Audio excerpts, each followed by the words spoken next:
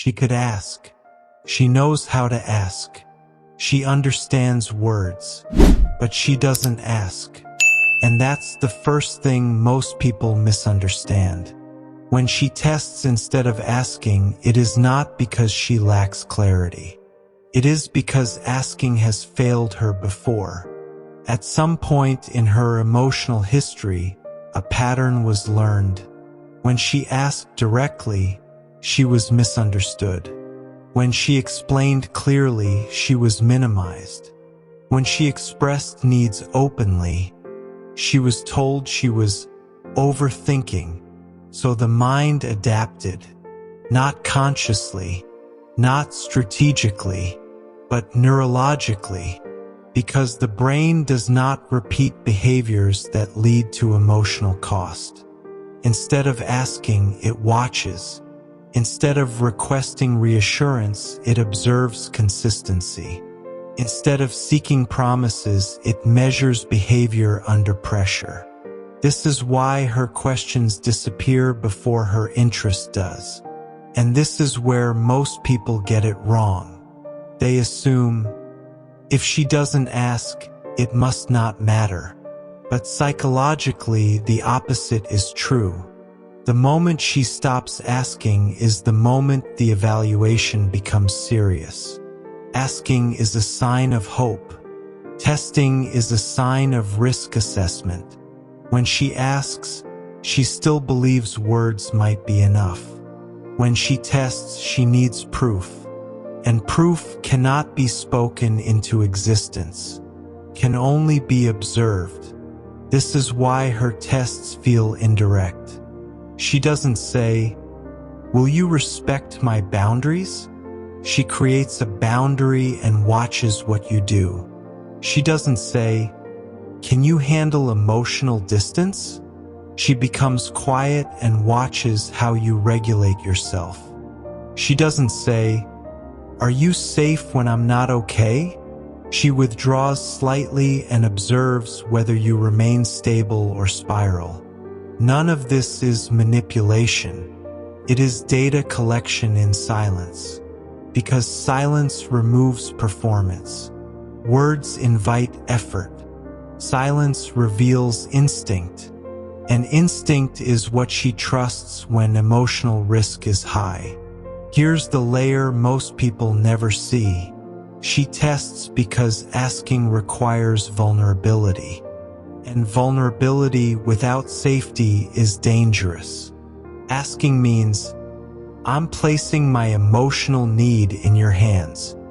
Testing means, "I will see first whether it is safe to do that." So when she stops asking and starts testing, the relationship has crossed an invisible threshold. Not toward distance, toward decision. This is why her tests often appear when things are almost good, when connection deepens, when emotional stakes rise, when attachment becomes possible. That's when the nervous system asks its most important question. If I lean in further, will I regret it?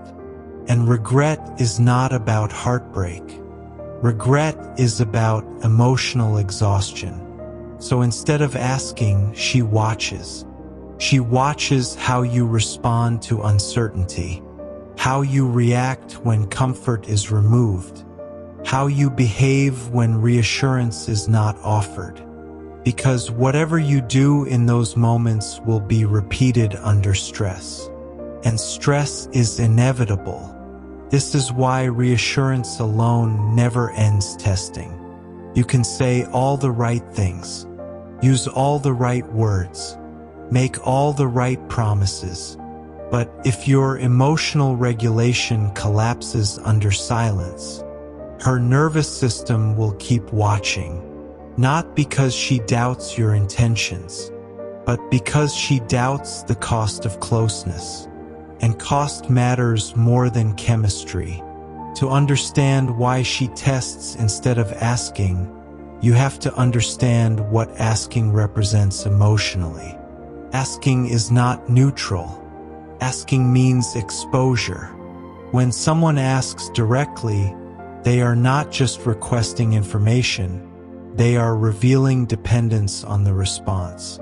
And if past experiences taught her that asking led to dismissal, asking led to arguments, asking turned into being labeled too emotional, asking was later used against her, then the nervous system rewires one core rule: do not hand over emotional power unless safety is proven first. This rule is not intellectual. It is embodied. So even when she wants to ask, her body resists. Her throat tightens. Her chest constricts. Her instinct pauses her words. And instead of asking, she watches. This is why people often say, "She expects me to read her mind." But that's not what's happening. She is not asking you to guess. She is watching what you default to. Default behavior is far more reliable than promised behavior. If you only show care when asked, she learns that care is conditional. If you only regulate yourself when guided, she learns that emotional labor will be required. Testing replaces asking because testing answers questions without emotional exposure. Here's another uncomfortable layer. Asking creates a power imbalance. The person who asks becomes the one who waits, and waiting while emotionally open is risky. So her mind chooses observation instead of request, not to gain control, but to avoid vulnerability without evidence. This is why tests often feel passive. She is not demanding action. She is removing prompts. And when prompts disappear, character appears. Public behavior example, very common. She stops initiating conversation. She stops reminding you of things that matter to her. She stops correcting small behaviors. From your side, it looks like disinterest. From her side, it is an audit of whether effort continues without reminders. Respect exists without enforcement. Care remains without prompting. If it does, testing ends. If it doesn't, asking feels pointless. This is also why confronting the lack of asking usually backfires. When someone says, "Why didn't you just tell me? You should have said something. I can't fix what I don't know." It sounds reasonable, but psychologically it confirms her fear, because it implies your needs only matter if you spell them out perfectly, and that message reinforces silence, not expression. Now we reach a critical insight. She is not testing what you will do. She is testing who you are when no one is directing you. That's why instructions disappear. That's why questions stop. Because guidance hides instinct. And instinct is what she needs to trust before risking her heart again. Here's a paradox most people don't understand. The more she starts to care, the less she asks. Because attachment raises the emotional stakes. When feelings are shallow, asking feels safe. Rejection won't hurt much. Disappointment is manageable. But when attachment deepens, asking becomes dangerous. Because a negative response would no longer bruise. It would wound. So instead of risking a direct emotional hit, the nervous system shifts strategy. It observes first. This is why testing often begins right when things seem to be improving. Right when conversations feel deeper, connection feels closer, future possibilities start forming. That's when her subconscious says, "Before I go any further, I need certainty, not promises." And certainty doesn't come from words. comes from behavior under ambiguity. Now here's a subtle but crucial distinction. She is not testing your affection.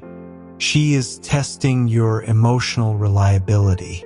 Affection can be performed. Reliability cannot. Reliability shows up in how you respond when reassurance is not requested. Expectations are not clarified. Silence replaces communication.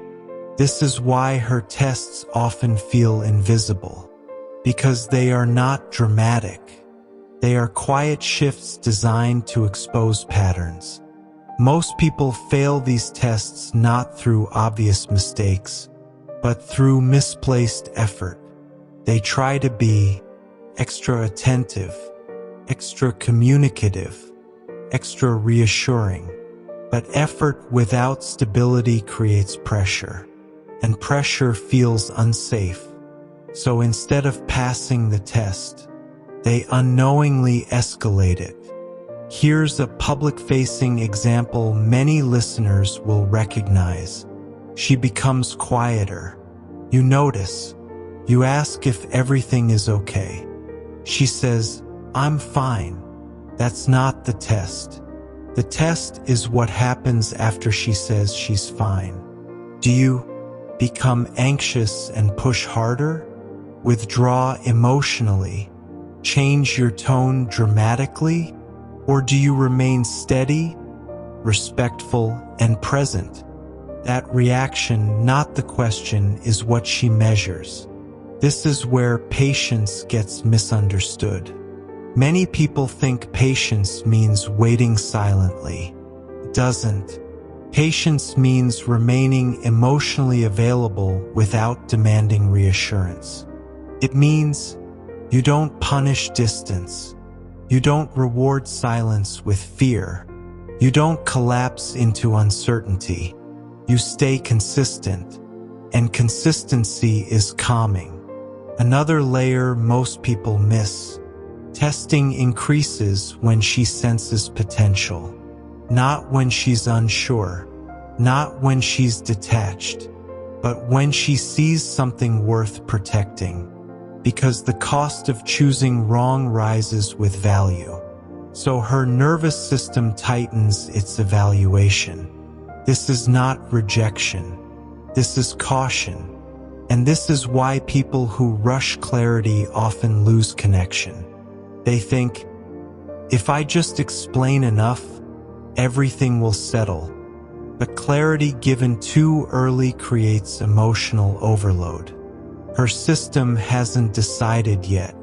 So instead of relief, explanation creates noise. And noise prolongs testing. Most people think failing a test means doing something obviously bad. Saying the wrong thing, losing temper, being disrespectful. But the tests she runs are subtler than that. And most failures happen quietly. Here's the first silent failure: emotional overinterpretation. She becomes quiet. You assume meaning. You start filling gaps with fear. Even if you don't say it out loud, your behavior changes. Your tone tightens. Your energy shifts. Your presence becomes heavy. From her side, this registers as emotional instability. Not because you reacted badly, but because her silence immediately altered your inner state. And that signals, my emotions will control the emotional climate here. That's not safety. Second silent failure. Performing calm instead of being calm. Some people learn to act composed. They suppress reactions. They monitor their words. They hold tension internally. But nervous systems don't read words. They read regulation. Suppressed calm feels brittle. Feels like pressure waiting to crack. So even if you say the right things, the test continues, because regulation cannot be faked. Third silent failure. withdrawing to protect pride. When silence feels uncomfortable, some people retreat emotionally. They become distant, short, less present, not out of punishment, but out of self-defense. From her side, this answers a critical question. If things get hard, will he disappear? And once that question gets a yes, testing doesn't need to continue. Detachment begins. You can fail a test without ever knowing one occurred, because she doesn't announce the evaluation. She doesn't explain the criteria. She simply observes the pattern and stores the result. That's why people are often shocked later. They say, "I don't understand what changed, but something did change. A conclusion was reached." Now let's flip the perspective. What passes these tests? Not strategies, not techniques, not emotional suppression. What passes is self-contained emotional stability. That means you notice silence without reacting. You remain warm without pushing. You stay present without demanding. You don't become colder. You don't become louder. You stay the same. And sameness is deeply calming. This is why some people feel effortless to be around. Not because they do nothing, but because their internal state doesn't fluctuate wildly with external conditions. That steadiness tells her nervous system, "I don't need to manage this environment." And when management is no longer required, testing loses its purpose. Testing doesn't end gradually. It ends suddenly. The moment her system registers consistency across uncertainty, behavior shifts, communication returns, warmth increases, questions reappear. It feels abrupt because the decision happened internally long before expression changed. Here is the core truth most people never hear. Testing does not end because you pass. Testing ends because she no longer needs to test. And that shift has nothing to do with convincing her. It has everything to do with what her nervous system stops worrying about. The purpose of testing is simple: to answer one question silently. Will closeness here cost me my emotional stability? As long as that question remains unanswered, testing continues. The moment it's answered, testing becomes unnecessary. What answers it is not reassurance. Reassurance requires repetition. And anything that requires repetition becomes labor. What answers it is predictability under uncertainty. Not predictable behavior, predictable regulation. That means silence doesn't destabilize you. Ambiguity doesn't change your core presence. Distance doesn't trigger pursuit or withdrawal. You remain internally anchored. This is why confrontation almost never works. Confrontation tries to end testing with logic. But testing isn't logical. It's somatic.